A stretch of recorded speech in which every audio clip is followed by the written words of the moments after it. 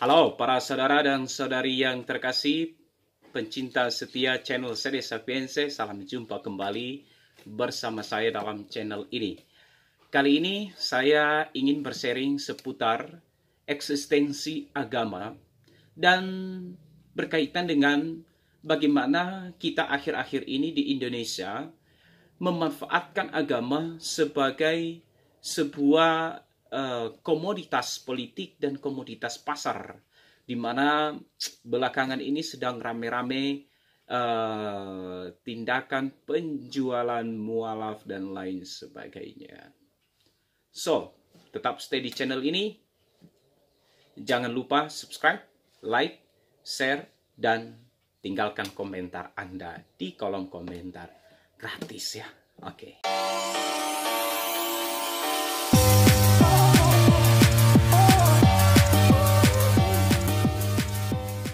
Pada prinsipnya, agama menghantar kita kepada kebaikan-kebaikan universal yang tidak hanya menyentuh kelompok-kelompok penganut agama tertentu, tetapi juga menyentuh semua orang. Karena beriman, beragama, tidak boleh menjadi milik pribadi, tetapi juga mestinya menjadi milik semua orang. Nilai-nilai yang kita anut harus kita hayati, kita realisasikan di dunia nyata kita, dalam hidup sosial, politik, ekonomi, dan aspek-aspek kehidupan lainnya. Agama punya tanggung jawab besar, yakni mempromosikan nilai-nilai kebaikan yang universal itu. Tapi belakangan ini ada sesuatu yang sangat aneh dan miris yang sedang begitu gencar terjadi di ranah publik di negara kita yang tercinta ini. Ada banyak orang, ada banyak kelompok menyalahgunakan bendera agama demi meraup keuntungan politik, keuntungan pribadi. Tentu ini bertentangan, bertolak belakang dengan sifat dasar dari agama itu sendiri. So, pada kesempatan ini saya ingin membagikan sharing saya. Pada awal Februari lalu, saya punya kesempatan untuk berziarah ke Tanah Suci, yakni Mesir, Israel, dan Yordania. Selama ziarah, kami dipandu oleh guide yang bukan dari kalangan orang Katolik. Di 3 negara ini, Mesir, Israel, dan Yordania, kami dipandu oleh guide yang berbeda, yang notabene semua beragama Muslim. Dan setahu saya, mereka adalah orang-orang Muslim yang patut dipuji. Di negara Mesir kami dipandu oleh saudara Atib dan rekan-rekannya.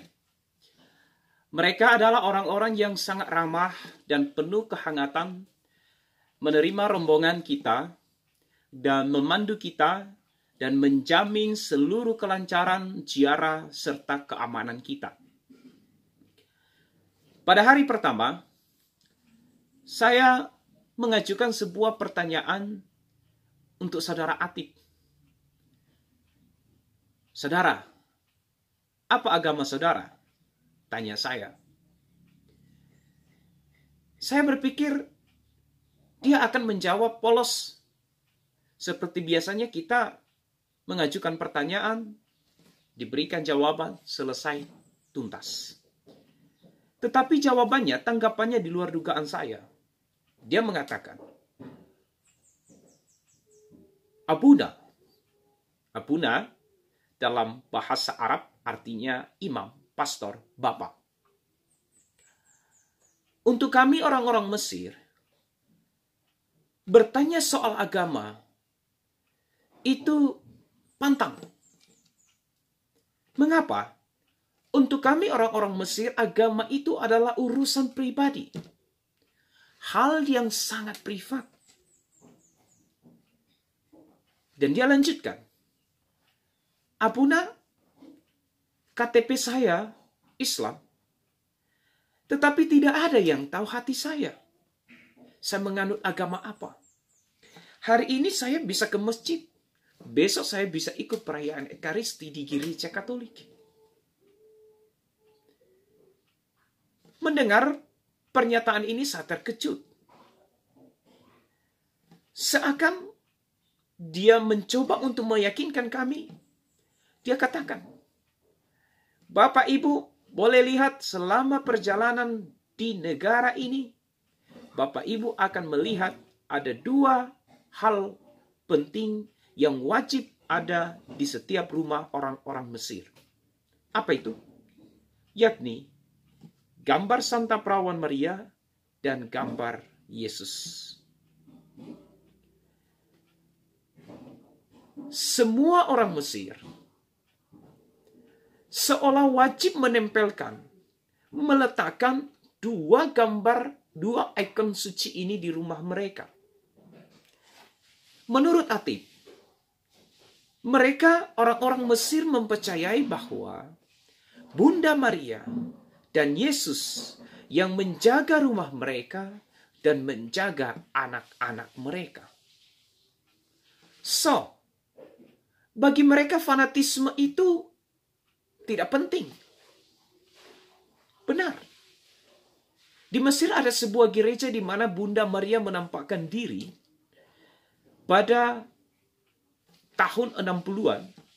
Dan ini adalah penampakan pada zaman modern. Orang Mesir, semua orang Mesir meyakini penampakan ini sebagai sebuah mukjizat. Pada perayaan Paskah, seluruh orang Mesir akan datang ke gereja ini untuk merayakan Paskah dan berdoa bersama. Ketika mereka berdoa berkumpul di gereja itu, tidak penting dia agama apa. Ada Muslim, ada orang-orang Kristen, dan lain sebagainya. Hal yang kedua, ketika pada hari terakhir kita sampai di Yordania, kami dipandu oleh saudara Masih. Saya mengajukan pertanyaan yang sama. Atas dasar ingin tahu, dan juga saya ingin membandingkan. Jawabannya hampir sama. Saudara Majib mengatakan bahwa bagi mereka bicara soal agama itu sangat sensitif. Dan dia tambahkan, orang Yordania yang mayoritas 90% penduduknya beragama Muslim, mereka tidak akan pernah saling menanyakan agamamu apa. Bahkan dia katakan seumur-umurnya sampai saat ini, yang bertetangga dengan dia sekalipun, dia tidak tahu agamanya apa. Tetapi hal yang paling menarik apa? Bahwa bagi setiap orang Yordania, ada sebuah kewajiban untuk menjaga dan melindungi sesama. 7 rumah di sebelah kiri, 7 rumah di sebelah kanan, 7 rumah di depan, dan 7 rumah di belakang. Itu adalah tanggung jawabnya. Hidup matinya itu tanggung jawabnya secara moral. Sangat luhur.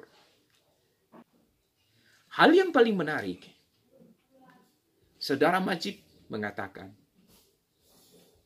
bahwa dia sangat heran melihat bagaimana akhir-akhir ini, mohon maaf,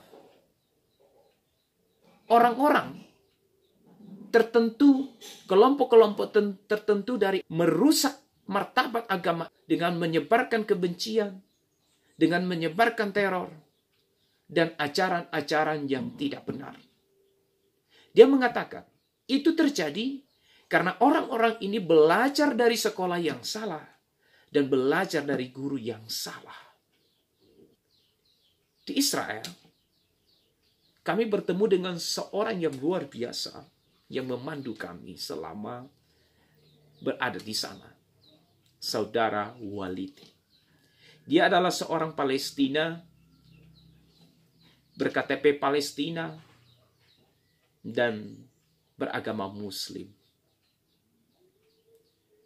Tetapi dia tidak menunjukkan rasa fanatis. Justru, dia menunjukkan sikap seorang Muslim yang sejati. Dia menerima kita dengan hangat. Dia menjamin seluruh perjalanan kita dengan baik. Dan itu sungguh tampak dari seluruh sikapnya selama ia memandu kita. Satu lagu yang sangat favorit untuk dia adalah Hari ini harinya Tuhan, mari kita bersukaria. Para saudara, baik saya, baik Anda, baik saudara Walid, Majid, dan Atib adalah sama-sama penganut agama. Dan melalui kepercayaan kita dihantar kepada iman eskatologis. Hidup yang kekal, hidup yang akan datang. Tetapi ingat bahwa hidup eskatologis itu kita cicipi, kita nikmati, kita hayati, kita sebarkan juga pada saat ini, detik ini, waktu ini. Jadi tidak ada orang yang bisa masuk ke surga secara instan. Tidak ada orang yang bisa mencicipi hidup eskatologis dengan cara hidup yang sembrono. Dengan menyebarkan ajaran-ajaran yang sesat. Dengan menyebarkan fitnah-fitnah. Dengan mencaplok kebenaran-kebenaran dari agama-agama tertentu. Dan menyalahgunakannya demi kepentingan pribadi.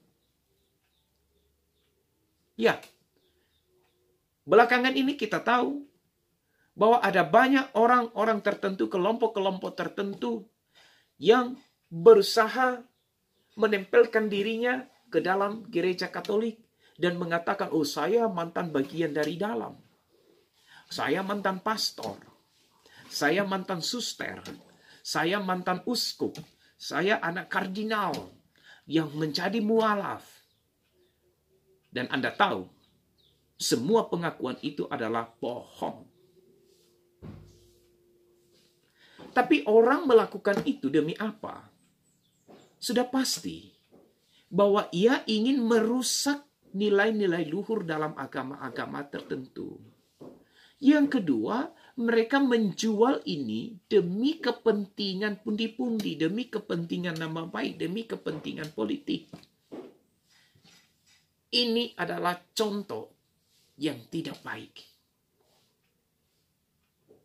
Agama manapun tidak mengajarkan penganutnya untuk menghancurkan nilai-nilai kebaikan dari agama orang lain dan atau kemudian mengintimidasi, menyebarkan teror demi mempertahankan surganya.